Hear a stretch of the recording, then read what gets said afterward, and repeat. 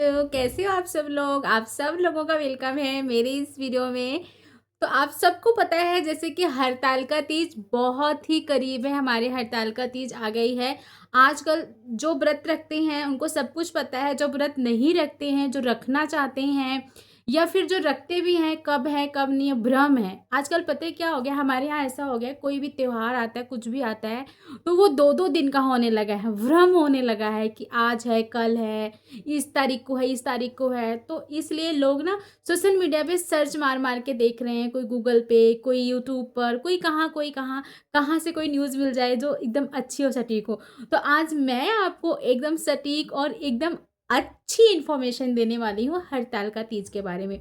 जो न्यू लोग व्रत रखना चाहते हैं उनके लिए भी मेरी वीडियो इन्फॉर्मेटिव है, और जो व्रत रखती हैं उनके लिए भी अगर कुछ मेरे द्वारा दी गई कुछ जानकारी अच्छी लगती है तो आप सब लोग भी अपने जीवन में उतार सकते हैं।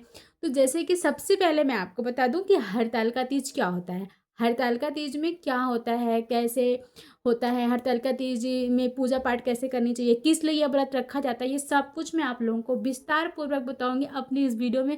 वीडियो इतनी सी भी अच्छी लगे तो प्लीज़ लाइक से सब्सक्राइब माई चैनल। मैं बहुत ज़्यादा हाई फाई शब्दों में नहीं, बहुत ज़्यादा बढ़ा चढ़ा के नहीं बोलने वाली, एकदम सिंपल तरीके से बोलने वाली। जैसे कि मैं व्रत रखती हूँ ऐसे आप भी रख सकते हो, सिंपल तरीके से हर कोई रख सकता है।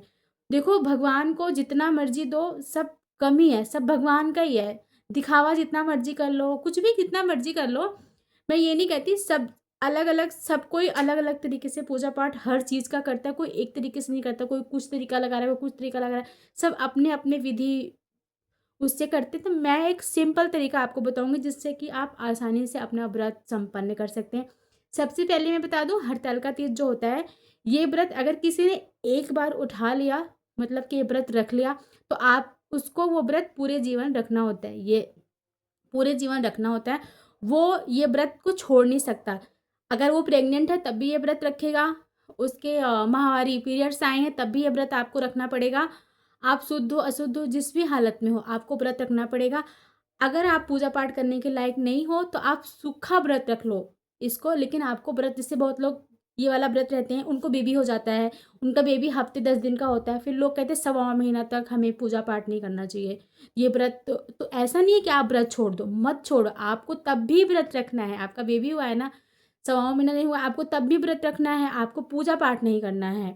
लेकिन आपको सूखा व्रत रखना, अपना व्रत को नहीं तोड़ना। अगर आपने एक बार अपना व्रत तोड़ दिया तो फिर आप कभी भी ये व्रत उठा नहीं सकते, ये व्रत रख नहीं सकते। ये व्रत सुहागिन औरतें भी रखती हैं, अधिकतर तो सुहागिन औरतें ये व्रत रखती हैं, लेकिन कुंवारी लड़कियां भी ये व्रत रखती हैं।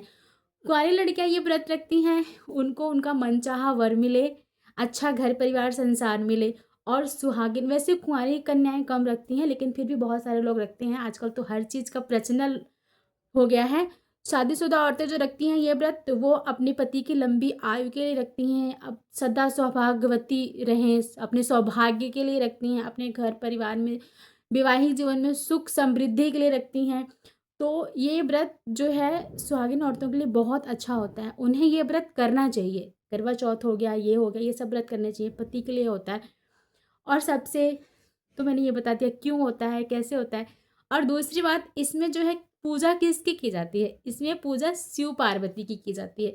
शिव पार्वती की मिट्टी की प्रतिमा बनाकर इसमें पूजा की जाती है। अगर आप बना सकते हैं अपने हाथों से तो शिव पार्वती की मिट्टी की प्रतिमा बनाकर आप पूजा कर सकते हैं। लेकिन अगर आप नहीं बना सकते हैं, आप कुम्हार से बनवा लें, या फिर आप बाजार में जो शिव पार्वती शंकर जी उनके परिवार की मूर्तियाँ मिलती हैं ना, आप उसे घर में लाओ, अपने मंदिर में रख के पूजा करो।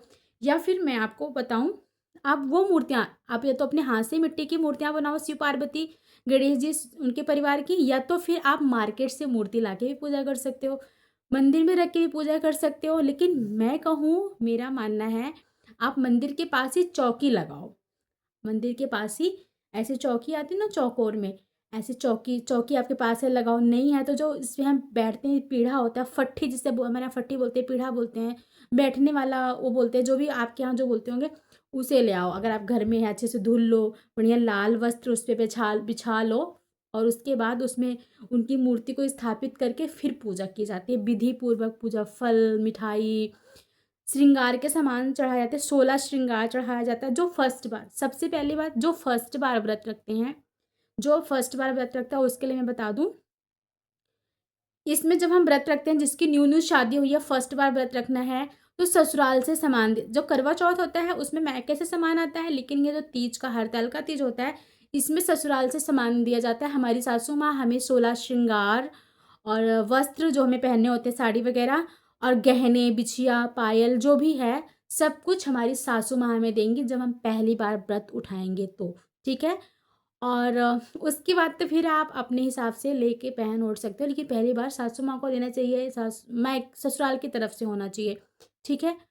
और उसके बाद अब बारी आती है, जो पहली बार व्रत रखेगा उसे जो है अपने सास के लिए भी कुछ न कुछ चढ़ा के देना चाहिए, जैसे साड़ी वगैरह हो गया, आपके पास अगर है तो आप बिछिया, पायल कुछ भी दे सकते हो, कुछ एक गहना भी चढ़ा के दे दो, 16 श्रृंगार दो, सब कुछ दो। ठीक है। ये जो पहली बार व्रत रखेंगे उनके लिए है। और उसके बाद जो अपना व्रत बार बार रखते हैं उनको तो पता ही है। और हाँ, इसमें क्या चढ़ता है मैं आपको बता दूं, इसमें क्या चढ़ाया जाता है। इसमें चढ़ाया जाता है, 16 श्रृंगार चढ़ाया जाता है। आप ब्लाउज का पीस, एक ब्लाउज का पीस रेड कलर का ले लो, रेड कलर का ब्लाउज का पीस ले लो और 16 श्रृंगार अच्छे से पैक करा लो। आप शिव पार्वती की प्रतिमा पे चढ़ाओ, पार्वती मैया को चुन्नी चढ़ाओ। और उसके बाद खूब उनके सारे जो पूजा पूजा की जो विधि होती है, सब कुछ पूजा पूजा के लिए जो भी सामान होता है, दुर्बा होता है, धूप दीप जो भी होता है, सब कुछ पूजा का प्रॉपर सामान पूरा सेट करके अच्छे से सामान सब कुछ रखना चाहिए। फल, चार चार पांच तरीके का फल हमें रखना चाहिए, दो चार तरीके की मिठाई रखनी चाहिए, सब कुछ हमें अच्छे से रखनी चाहिए। आपके पास दो चार तरीके की मिठाई नहीं है, एक तरीके की रख लो, पर चार पांच रंग के फल हमें रखने चाहिए। एक बार हमने जो चढ़ाया है हमें हर बार वही कुछ चढ़ाना होता है, ये सब कुछ हमें रखना होता है। और उसके बाद हमें जो है ये सब अर्पण करना होता है। ये पूजा विधि है। अगर आपको पूजा विधि चाहिए तो मैं आपको बता दूंगी, मैं तो मोटा मोटा बता रही हूँ हमें क्या करना होता है, बहुत ज़्यादा हुआ नहीं। उसके बाद अब मैं आपको बता दूँ ये व्रत कैसे रखा जाता है। तो देखो, जैसे कि कब है ये व्रत, पहले ये जानते हो, ये व्रत है 26 तारीख को। तो भ्रम दूर करती हूँ, 26 अगस्त को, दिन मंगलवार को ये व्रत है। जो 26 तारीख को व्रत है, मंगलवार है, तो आप सोमवार को ही अपना बाल धुल लें, बाल वगैरह धुल लें। सोमवार को ही, बहुत लोग सोमवार को नहीं धुलते हैं। तो देखो ये व्रत है, व्रत में सब कुछ चलता है, सब कुछ भगवान का ही दिया है। सोमवार को आप अपने बाल धुल लो और सोमवार की रात को ही, अब रात से ही हमारा व्रत स्टार्ट हो जाता है। सोमवार की रात 12 बजे के बाद से हमारा व्रत स्टार्ट है। हमें शुद्ध सात्विक तरीके से खाना खाना है, शुद्ध तरीके से रहना है। और फिर सोमवार की रात को हमें ब्रश नहीं करना है, 3 बजे उठना है। कौवे की आवाज़ हमारे कान में, चिड़िया की आवाज़ हमारे कान में जाने से पहले ही हमें उठ जाना है, नहा लेना है। और किसी से बात नहीं करना है, बिना बोले, एकदम गूंगे और बहरे, ना कुछ सुनना है ना कुछ बोलना है। गूंगे बहरे होकर के हमें जो है 3 बजे, आप 3 बजे उठ जाओ, 3 बजे उठना है, दातून करना, ब्रश नहीं करना, दातून करना है हमें। उसके बाद फिर हमें नहाना है। नहाने के बाद फिर हमें भगवान को एक लोटा जल चढ़ाना है, पूजा करना है, जैसे नॉर्मली पूजा करते हैं भगवान की, वैसे में पूजा करना, जल वगैरह चढ़ाना है। लेकिन किसी से बात नहीं करनी जब तक हम ये प्रक्रिया कर न लें। उसके बाद हमें ये प्रक्रिया 4:30 4 बजे तक तो कर लेनी है, क्योंकि 4 साढ़े 4 बजे के बाद चिड़िया वगैरह बोलने लगते हैं। किसी की आवाज़ में हमारे कानों में ना जाए, चिड़िया का, किसी से हम बात न करें, सबका ध्यान रखना है। ठीक है। ये से व्रत स्टार्ट होगा। उसके बाद फिर आ गया दिन मंगलवार। मंगलवार को फिर उसके बाद दोपहर में हमें नहाना है, 12 बजे के बाद हम नहाएंगे। तो हमें पूजा पाठ करना है, फिर से जल वगैरह चढ़ाना है। 12 बजे के बाद अगर नहाते हैं तो जल नहीं चढ़ाना आपको, 12 बजे के बाद जल नहीं चढ़ता दोपहर में। ठीक है। और फिर हमने नहा लिया, दोपहर में नहा के फिर से दातून करना है हमें। और फिर हमें नहाना है, किसी से बात नहीं करनी है। ठीक है। हमने नहा लेना है, पूजा पाठ कर लेना। उसके बाद फिर बारी आती है शाम की। फिर शाम को 4 बजे नहाना धोना है, पूजा पाठ करना है, शिव जी की प्रतिमा की पूजा करना, जैसे मैंने बताया। नहीं है प्रतिमा, नहीं तो बहुत सारे लोग मंदिरों में जाके करते हैं, आप मंदिर में भी जाके कर सकते हैं, घर में नॉर्मली पूजा करो भगवान की। लेकिन सबको जो चढ़ाना उढ़ाना होता है वो आप मंदिर में जाके पूजा कर सकते हो। लेकिन मेरा मानना है कि घर में भगवान को अच्छे तरीके से, जैसे कि हम घर में भगवान की अच्छे तरीके से हमें पूजा करनी चाहिए, अपने घर में भगवान को बिठा के पूजा करनी चाहिए। तो आप उस तरीके से घर में भी कर सकते हो। ठीक है। बाकी पूजा का सामान वगैरह है तो कहोगे तो मैं यहाँ पे छोटे से पिक वगैरह लगा दूँगी, आप उसमें से देख सकते हो कि क्या कैसे क्या करना है।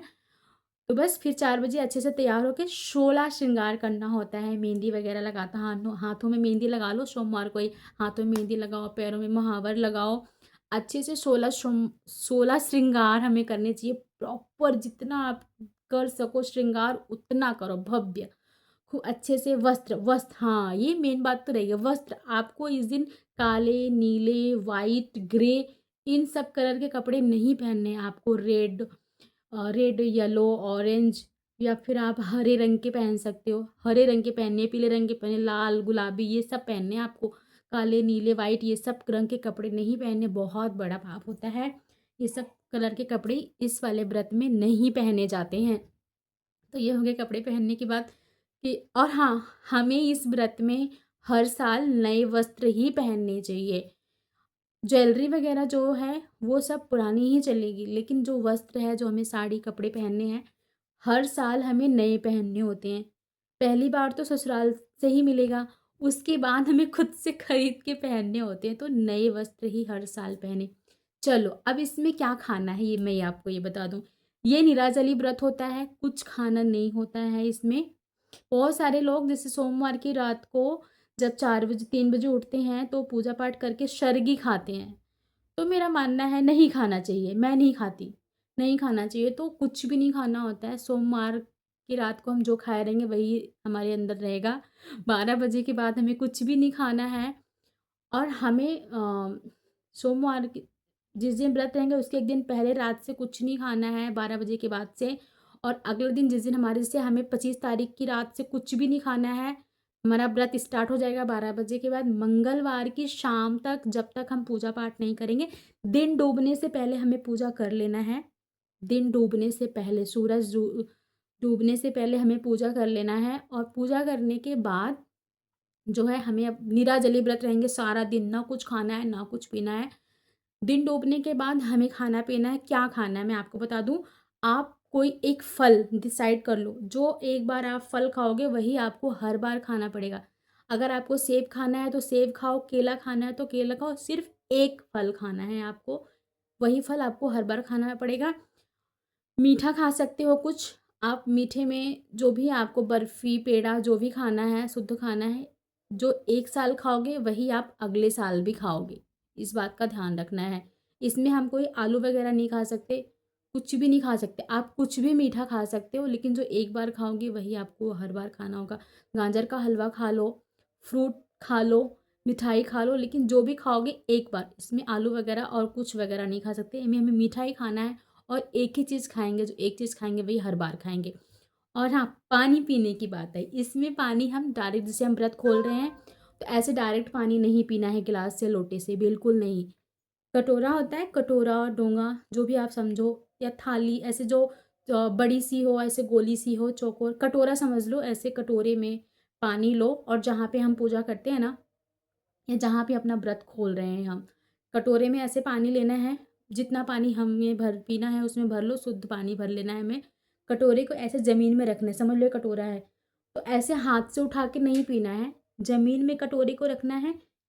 इस हाथ को हमको अपने पीछे रखना है, ऐसे हाथ को पीछे रखना है और कटोरे में ऐसे ऐसे मुंह लगा के, ऐसे मुंह लगा के हमें पीना है, बिना हाथ को लगाए। मुंह लगा के ऐसे, जैसे गाय नहीं पानी पीती, गाय भैंस जानवर जैसे पानी पीते हैं, उस तरीके से हमें पानी पीना है। कटोरी में रख के ऐसे ऐसे मुंह लगा के, हाथ से नहीं टच करना है। एक सांस में पानी पीना है, एक सांस में।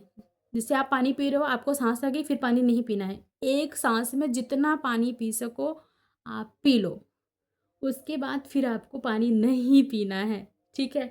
बहुत इंटरेस्टिंग व्रत होता है और मुझे तो स्पेशली बहुत अच्छा लगता है ये वाला व्रत, पूरे रिचुअल के साथ करने में बहुत अच्छा लगता है।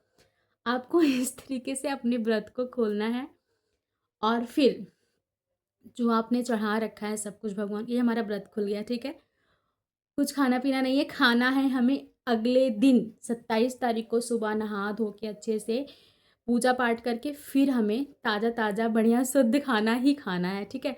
चलो उसके बाद अब बता दें, आपने जो चढ़ा रखा है वो सब क्या करना है। जो आपने चढ़ा रखा है मंदिर में चढ़ाया तो चलो ठीक है, घर में जो चढ़ा रखा है आप पंडित जी को दान कर लो, जो वैसे सीधा वगैरह जो निकालते हैं लोग, और जो फल फ्रूट पैसे वगैरह दक्षिणा वगैरह जो चढ़ाएंगे मंदिर पंडित जी को दान कर दो। जो श्रृंगार का सामान होता है वो आप अपनी सासू माँ को दे दो, उसमें से बिंदी चूड़ी सिंदूर लिपस्टिक कुछ भी जो है, कुछ श्रृंगार के सामान आप अपने पास रखो और कुछ श्रृंगार के सामान आप अपनी सासू माँ को दे दो। तो और उसके बाद अपने बड़ों की आशीर्वाद दो। इस तरीके से आपका सिंपल वे में आपका व्रत जो है वो कंप्लीट हो जाएगा। तो आपको इन्फॉर्मेशन कैसी लगी, कुछ भी इसमें गलतियां हैं त्रुटियां हैं कुछ भी छूटता है तो आप मुझे बताना, मैं इसको आपको विस्तार पूर्वक समझा दूंगी। ये मैंने एक नॉर्मली बताया है आपको कि आप किस तरीके से पूजा पाठ कर सकते हैं, बाकी आपको जो है किस तरीके से रह सकते हैं, बहुत हवा नहीं है, बहुत इंटरेस्टिंग है, बहुत अच्छा है। हर सुहागिन औरतों को अपने पति के लिए ये व्रत रखनी चाहिए, लंबी आयु के लिए, सौभाग्य के लिए। ठीक है, और बस आज के लिए इतना ही, मिलते हैं नेक्स्ट वीडियो, तब तक के लिए bye bye, Radhe Radhe, please. Thank you for watching. Har Har Mahadev.